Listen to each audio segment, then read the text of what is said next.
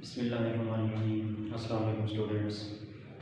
आज हमारा chapter number 13 है बायोकेमिस्ट्री। बायोकेमिस्ट्री एक ऐसा फील्ड है, एक ऐसा शोबा है, इसमें कुदरती तौर पर पाए जाने वाले मैक्रोमॉलिक्यूल्स जो होते हैं उसकी बहुत ज़्यादा हमारे रोज़मर्रा ज़िंदगी में अहमियत होती है। उस मैक्रोमॉलिक्यूल्स के अंदर पहले पहले जैसा कि कार्बोहाइड्रेट्स हैं, ठीक है, प्रोटीन्स हैं, न्यूक्लिक एसिड्स हैं, विटामिन्स हैं, ठीक है, ये सारे क्या हैं, मैक्रोमॉलिक्यूल्स होते हैं जो कुदरती तौर पर पाए जाते हैं। ये सादा ऑर्गेनिज्म से या सादा मॉलिक्यूल से मिलकर ये मैक्रोमॉलिक्यूल बनाते हैं। इनका हमारी रोज़मर्रा ज़िंदगी में बहुत ज़्यादा ज़रूरी होती है, बहुत ज़्यादा इनकी अहमियत होती है। अब कार्बोहाइड्रेट्स हैं, हमें एनर्जी मुहैया करती है, यानी जो हम खाते हैं खुराक, ठीक है, कार्बोहाइड्रेट्स की शक्ल में वो हमें एनर्जी मुहैया करती है। और इसी तरह प्रोटीन्स हैं, ठीक है, और प्रोटीन्स भी हमें एनर्जी भी मुहैया करती है और साथ साथ नए मस्कुलर टिश्यूज़ हो गए, ठीक है, हड्डियाँ हो गई हमारी, ये प्रोटीन्स ही बनाती हैं। अच्छा, फिर उसके बाद प्रोटीन्स का ये भी फंक्शन होता है, हमें बीमारियों से भी महफूज रखती है, ठीक है। इसी तरह विटामिन्स हैं, विटामिन्स हमारी ग्रोथ के लिए, ठीक है, और भी जिस्म के अंदर बहुत सारे फंक्शंस में विटामिन्स का होना ज़रूरी होता है। इसी तरह न्यूक्लिक एसिड है, न्यूक्लिक एसिड के इसका काम क्या होता है, न्यूक्लिक एसिड का काम ये होता है, ये जेनेटिक इंफॉर्मेशन को नस्ल दर नस्ल क्या करता है, आगे मुंतकिल करता रहता है, ठीक है। आज हम पढ़ रहे हैं पहला टॉपिक कार्बोहाइड्रेट्स। कार्बोहाइड्रेट्स क्या है? कार्बोहाइड्रेट्स दरअसल ये मैक्रोमॉलिक्यूल्स हैं, ठीक है, मैक्रोमॉलिक्यूल्स हैं और पॉलीहाइड्रोक्सी अल्डिहाइड्स और कीटोन्स, ठीक है, ये क्या होते हैं, ये दरअसल पॉलीहाइड्रोक्सी होते हैं अल्डिहाइड के या कीटोन के। इसके जनरल फार्मूला होता है CnH2O होल n। ये क्या होता है, इसका जनरल फार्मूला होता है। इसी फार्मूले के लिहाज से यानी कार्बन की तादाद इसकी मौजूद होती है, बढ़ती रहती है। इसके बाद है सिंथेसिस ऑफ कार्बोहाइड्रेट्स, ठीक है। कार्बोहाइड्रेट्स की एक आम शक्ल क्या है, ग्लूकोज है, ठीक है, जो कि कार्बन डाइऑक्साइड और वाटर, ठीक है, जब आपस में मिलते हैं, यानी प्लांट्स जो होते हैं, पौधे होते हैं, वो सूरज की रोशनी में और क्लोरोफिल की मौजूदगी में, ठीक है, सूरज की रोशनी और क्लोरोफिल दोनों की मौजूदगी में, क्लोरोफिल क्या होता है, ये सब्ज किस्म का एक रंग पिगमेंट होता है, सब्ज किस्म का, ठीक है, इसको क्लोरोफिल कहते हैं। सनलाइट और क्लोरोफिल की मौजूदगी में जब कार्बन डाइऑक्साइड और वाटर आपस में मिलते हैं तो क्या बनाते हैं, ग्लूकोज बना देते हैं। क्या बनाते हैं, ग्लूकोज बनाते हैं और साथ ही ऑक्सीजन खारिज करते हैं। अच्छा, फिर यही जो ग्लूकोज होता है ये फर्दर क्या होता है, पॉलीमराइज होता है, ठीक है, इसकी पॉलीमराइजेशंस होती है, ये मजीद कन्वर्ट हो जाता है सेलुलोज के अंदर, स्टार्च के अंदर, और सेलुलोज के अंदर क्या हो जाता है, कन्वर्ट होता है, मजीद क्या होता है, तब्दील होता रहता है। अच्छा, ये तो था कार्बोहाइड्रेट्स। अब है कार्बोहाइड्रेट्स की क्लासिफिकेशंस, ठीक है। कार्बोहाइड्रेट्स की क्लासिफिकेशन में तीन किस्म की होती हैं। पहली है मोनोसैकराइड्स है, ठीक है, फिर है ओलिगोसैकराइड्स, फिर है पॉलीसैकराइड्स, ठीक है, ये तीन किस्म की इसकी क्लासिफिकेशन की गई है। पहली क्या है, मोनोसैकराइड्स, दूसरी है डाइसैकराइड्स भी कहते हैं, इसे ओलिगोसैकराइड्स भी कहते हैं, ठीक है, और पॉलीसैकराइड्स इसकी तीसरी क्लास है। आज हम पढ़ रहे हैं पहली क्लासेस, यानी कार्बोहाइड्रेट्स की क्या पढ़ रहे हैं, पहली क्लास क्या है, मोनोसैकराइड्स। पहली क्लास क्या है कार्बोहाइड्रेट्स की, मोनोसैकराइड्स है। अच्छा, मोनोसैकराइड्स क्या होती है, मोनोसैकराइड दरअसल ये सिंपलेस्ट शुगर होती है, ठीक है, ये कार्बोहाइड्रेट्स की सादा तरीन क्या होती है, शुगर होती है, और इसके नॉट बी हाइड्रोलाइज, इसे हाइड्रोलाइज नहीं किया जाता, ठीक है, यानी इसे तोड़ा नहीं जाता, इसे मजीद तोड़ा नहीं जाता। अच्छा, इसके अंदर कार्बन की जो एटम, कार्बन एटम की जो मिकदार होती है, ठीक है, वो 3 से लेकर 9 कार्बन एटम होते हैं, ठीक है, यानी there are 3 to 9 carbon atom in monosaccharides, ठीक है, मोनोस्क्राइड्स के अंदर 3 से लेकर 9 कार्बन एटम्स होते हैं। इसके बाद है मोनोस्क्राइड्स की भी क्लासिफाइड किया जाता है, इसकी क्लासिफिकेशन की जाती है, ठीक है, वो कार्बन एटम की बेस के ऊपर की जाती है। अकॉर्डिंग टू कार्बन एटम्स, किसकी बेस के ऊपर, यानी कार्बन एटम की बेस के ऊपर मोनोस्क्राइड्स को मजीद क्या किया जाता है, डिवाइड किया जाता है, मजीद उसे क्लासिफाइड किया जाता है। उसमें से पहले जैसा कि ट्रायोसिस है, ठीक है, टेट्राओसिस है, पेंटाओसिस है और हेक्साओसिस है एंड सो ऑन। इसी तरह आगे भी हेप्टाओसिस है, ठीक है, ऑक्टाओसिस, इसी तरह और भी एंड सो ऑन आगे भी जारी रहती है इसकी क्लास। अच्छा, अब ट्राई का मतलब क्या है, ट्राई का मतलब है 3, ठीक है, यानी इसमें इसके अंदर क्या होती है, 3 कार्बन होते हैं, इसके अंदर क्या होती है, 3 कार्बन होती है। इसी तरह टेट्रा के अंदर क्या होगा, टेट्रोसिस के अंदर 4 कार्बन होगी, पेंटा के अंदर क्या होगा, 5 कार्बन, हेक्सा के अंदर 6 कार्बन एंड सो ऑन। इसी तरह आगे ये कार्बोहाइड्रेट्स यानी मोनोस्क्राइड्स आगे होते रहते हैं, यानी 3 से लेकर 9 तक है। अब 3 वाली कौन सी थी, ट्रायोसिस, ठीक है, इसी तरह 9 वाली कौन सी होगी, नैनोसिस होगी, ठीक है। ये तो थे मोनोस्क्राइड्स की क्लासिफाई, ठीक है, उसकी क्लासिफिकेशन थी। अब वो मोनोस्क्राइड्स की जो क्लासिफिकेशन की गई है वो किस बेस के ऊपर की गई है, कार्बन एटम के बेस के ऊपर की गई है, ठीक है।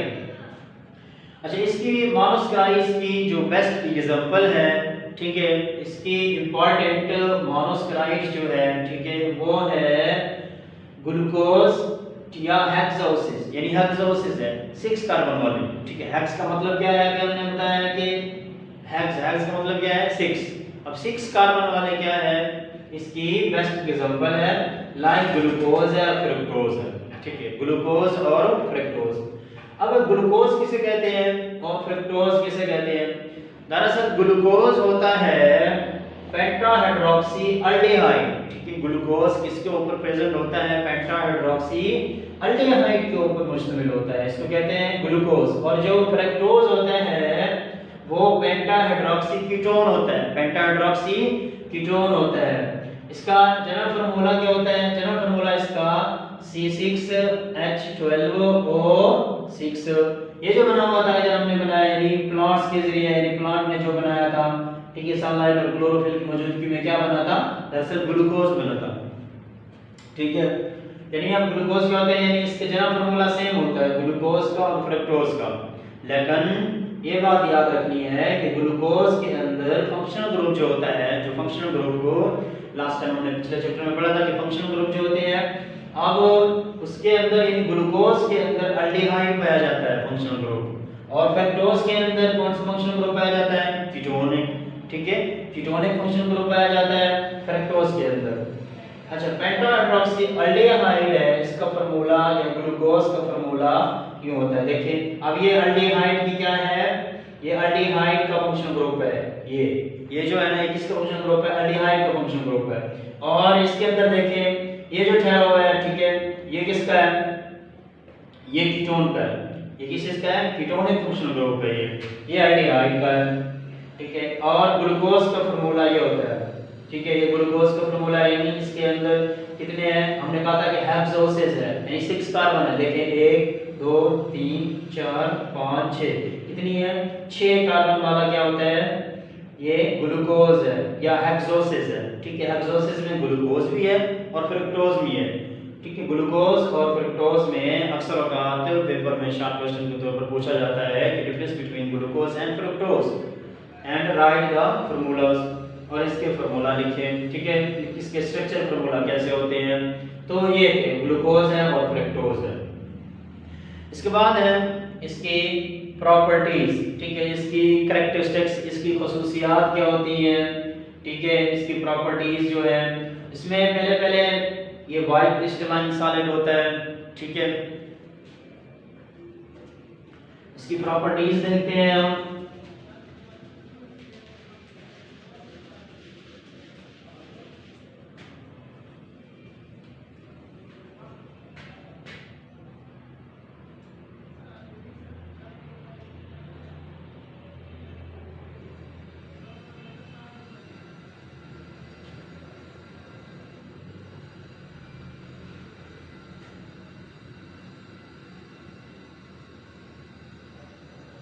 ठीक है, यानी प्रॉपर्टीज ऑफ मोनोसैकराइड्स। मोनोसैकराइड्स की खसूसियात क्या होती हैं, या इसका लफ्ज़ इसके लिए इस्तेमाल किया जाता है कैरेक्टरिस्टिक्स। ठीक है, कि कैरेक्टरिस्टिक्स क्या होती हैं, अक्सर बार शॉर्ट टेस्ट में पूछा जाता है कि मोनोसैकराइड्स की प्रॉपर्टीज क्या है, बयान करें। अच्छा, पहले क्या है इसके अंदर, यानी ये क्या होता है, व्हाइट क्रिस्टलाइन सॉलिड होता है। ठीक है,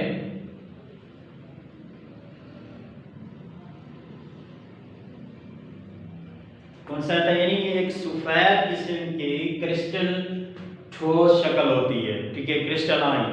हमने आप लोगों ने पढ़ा था कि सॉलिड की दो टाइप्स होती थी, एमॉर्फस सॉलिड होता था और क्रिस्टलाइन सॉलिड होता था।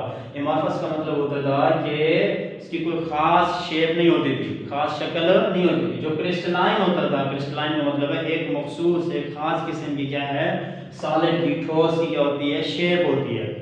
ठीक है, अब मोनोसैकराइड्स क्या होते हैं, एक सफेद ठोस किस्म के क्रिस्टलाइन होते हैं, और इनका जो ज़ायका होता है, ठीक है, स्वीट जो होते हैं, स्वीट इन टेस्ट होते हैं, यानी टेस्ट में क्या होते हैं, ये टेस्ट में क्या होते हैं, स्वीट होते हैं, मीठे होते हैं। ठीक है, जायके के तौर पर ये मीठे होते हैं। ये सॉल्युबल होते हैं वाटर के अंदर। ठीक है, वाटर के अंदर क्या है, वाटर के अंदर हल पजीर होते हैं। वाटर के अंदर मोनोसैकराइड्स वाटर के अंदर हल पजीर होते हैं। अच्छा, इसको हाइड्रोलाइज नहीं किया जा सकता, it can not be hydrolyse.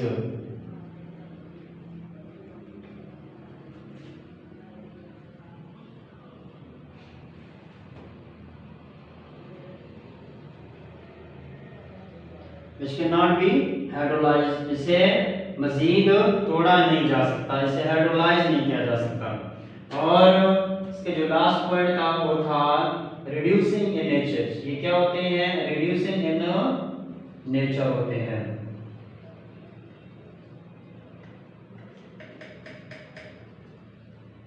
यानी कुदरती तौर पर ये क्या पाए जाते हैं, ये रिड्यूस होते हैं कुदरती तौर पर ही। ठीक है, इसलिए इसको रिड्यूसिंग शुगर भी कहा जाता है। इसको क्या कहा जाता है, मोनोसैकराइड्स को क्या कहते हैं हम, रिड्यूसिंग शुगर भी कहते हैं।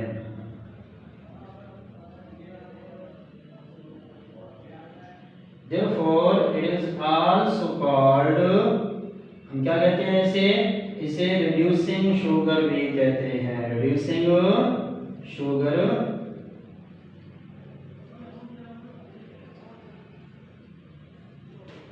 इसे रिड्यूसिंग शुगर भी कहते हैं। और शाम प्रश्न बनता है कि मोनोसैकराइड्स को रिड्यूसिंग शुगर क्यों कहा जाता है, क्योंकि ये कुदरती तौर पर क्या होते हैं, रिड्यूसिंग होते हैं, नेचुरली क्या होते हैं, रिड्यूस होते हैं, इसलिए इसे इन्हें रिड्यूसिंग शुगर भी कहा जाता है।